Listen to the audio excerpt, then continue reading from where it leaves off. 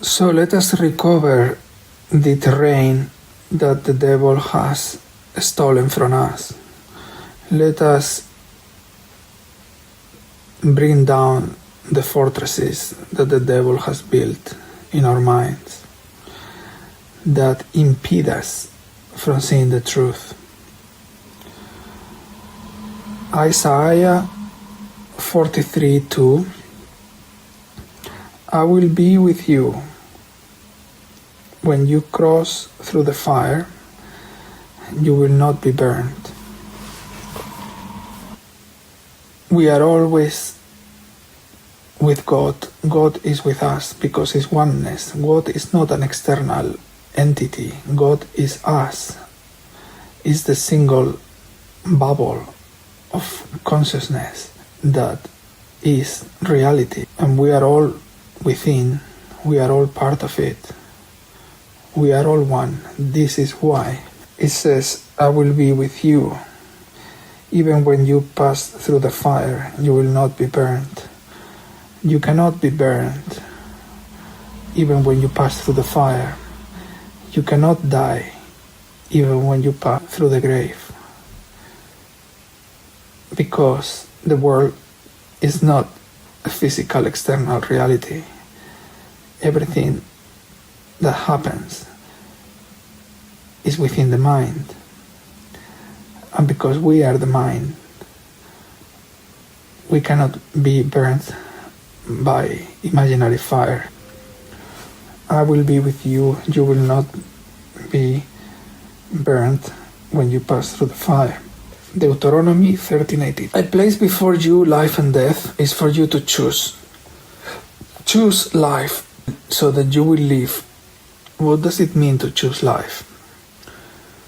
To choose life is to choose truth, is to choose to perceive reality from a frame of reference that is not the one that our senses are reporting to us, but is the frame of reference that science has discovered is the true and only true frame of reference, which is the frame of reference that dwells within light.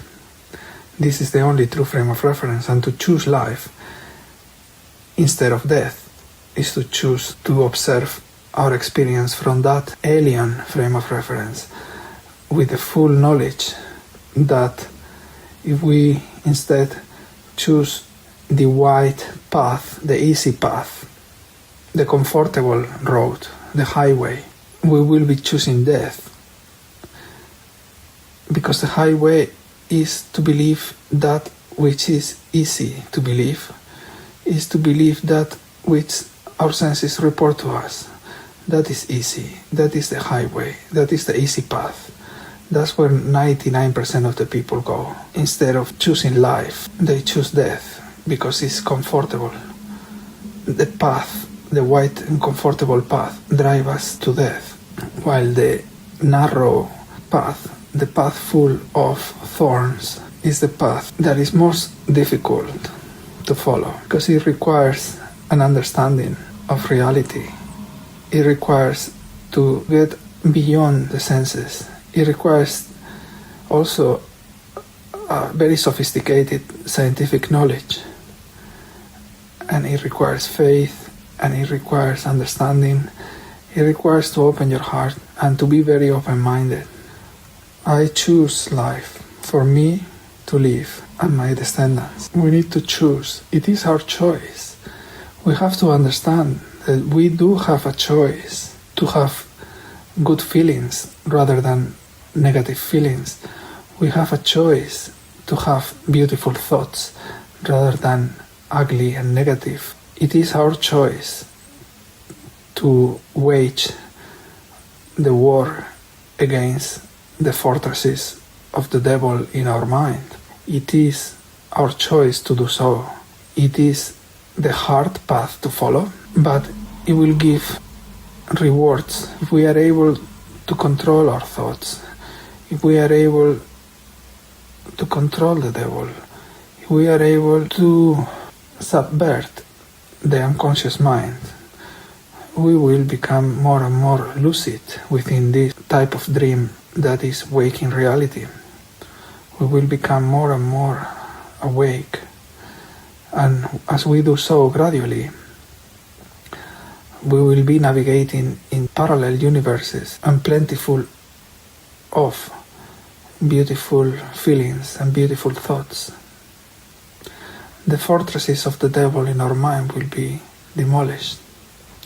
It is our choice. Remember, you do have a choice. Do not be complacent. Choose life. Do not choose death. If you don't do something, if you do not actively and proactively insist in your choice of life, you are in an automated pilot that is driving you toward death. Life is like a game. We need to know what the game is about. Then we need to know the rules of the game. We need to know what we need to do in order not to lose the game. And in this game of life, if we do nothing, if we just believe what the senses are reporting to us, and if we just carry on as most of the people do, we will be losing the game, because we will have failed to understand what the game is about. All this game is about becoming lucid. First realizing that it's mind, reality is mind, like a dream. And then the second stage of the game is to become gradually more and more lucid into better and better, even aiming at the highest one, the heaven of heavens, the dwellings of the Christ, the parallel universe where only positive events can happen, the opposite of hell. Can we raise above duality? Can we understand that infinity requires both good and evil and every other duality, but that everything is one, and that we, by becoming lucid, are able to gain enough free will to navigate through pre-existing parallel universes to one of our choice. We do have a choice. We can achieve a heaven for ourselves. Heaven is not a promise, it's not a guarantee, it's not there at the other side of the grave. We need to earn it in this life. We need to work towards it. We need to achieve it. This is the rule of the game. You cannot win the game if you do nothing to win the game. If you do nothing to win the game, you will certainly lose. You will not be ransomed from the mighty snares of the grave. You will not survive or conquer the grave, as Jesus did. We need to be like Jesus. We need to conquer the grave. I'm not saying that the grave is an external, real grave. The grave is the end of the mind experience as a lower self. You cannot die because you are one with everything. You are part of infinity. But you can die as a lower self, as an independent individual consciousness within oneness. That can be terminated if you do not do your homework toward lucidity. Do not give up. Remember, you do have a choice. You can put an end to your suffering. You can end your daily torture, your negative thoughts. Even the negative events can be ended.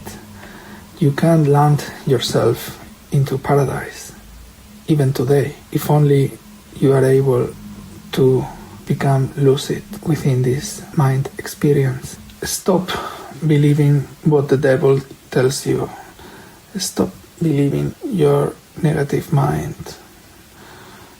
Stop believing in the external physical reality.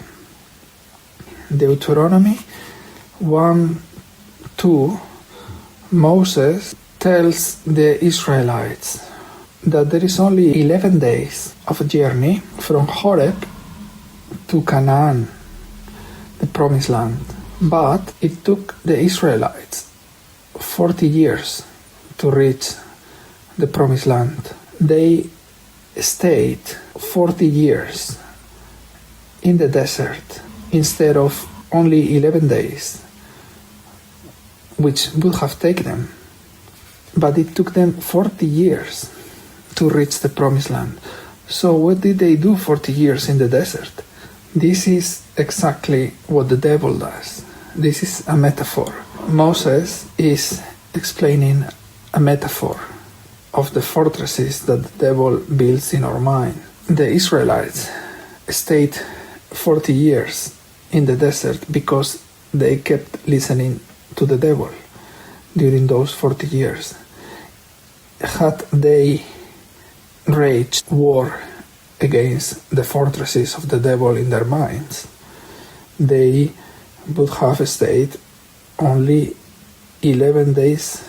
We could become lucid and navigate ourselves into a parallel universe of heaven. Heaven doesn't need you to physically die because there is nothing physical about your body. You don't need your body to die in order for you to have a chance to go to heaven.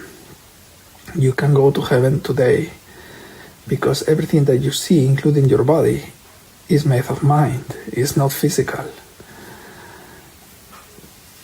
The reason it is so hard to reach heaven, in other words, Canaan, the promised land, because the devil is raging war against us within our mind, in the fortresses that he has built very early on within our mind. From the very moment of the Big Bang, that was the day of our birth, of my birth and your birth. It was not the day of the birth of the physical body. The physical body was only an experience within, but you already existed before your physical body was born. You were born at the moment of the Big Bang. So why it is so hard to navigate ourselves and to parallel universe where mostly only good events can happen? Why is so hard to reach? How can we navigate ourselves there, given that we know they already exist and they are happening right now? It's only that we are not there with our consciousness. These mind states called parallel universes, they are already in existence, because every possible universe, good and bad and mixed, they all coexist simultaneously at once.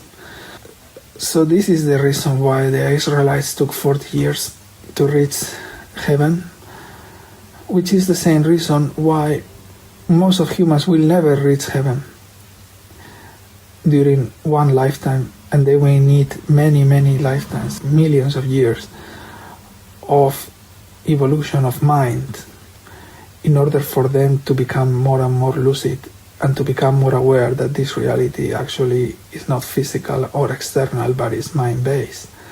Only by doing so, they will gain the necessary lucidity to be able to navigate themselves and to a heaven-like reality, the promised land. Peter 5:10, and Jesus says, after you have suffered for a while, God will make you perfect. A beautiful, beautiful statement. After you have suffered for a while, God will make you perfect. So why do we need to suffer for a while before God can make us perfect? And why is suffering a requirement? Suffering, just like everything else, is predetermined and is designed to make us perfect. That's how it's been predetermined. Because suffering probably makes us humble and makes us go within, away from the external apparent reality. It makes us go within, and as we go within, we explore the depths of our mind. We become more and more in tune with the truth. That's why suffering is a predetermined requirement to gain lucidity. Sometimes suffering needs to be very, very, very acute for people to stop and to sit down and turn around their lives. Stop this madness. When a baby is learning to walk, he falls over and over again for many times. He will fall and fall over, and he will keep trying until he gains a balance. Likewise, we must learn the truth by way of suffering and falling and standing up. The truth will manifest eventually in everyone. Romans 8:1. There is no condemnation for those who walk according to the Spirit, but there is condemnation for those who walk according to the flesh. Walking according to the flesh is to allow the devil to continue to rule our lives through the unconscious mind. Are you going to stop him? Are you going to let him rule your life forever? Or are you going to impose yourself and take control, navigate, sail toward a better reality? Can you do that? Or instead, are you going to be always behaving according to the flesh, according to what the devil wants us to believe? He wants us to believe in the flesh. The flesh is the matter, is the space, is the time. Quantum mechanics and theories of relativity actually, they disprove the existence of an objective, absolute, external, physical reality. The universe does not exist as an external reality.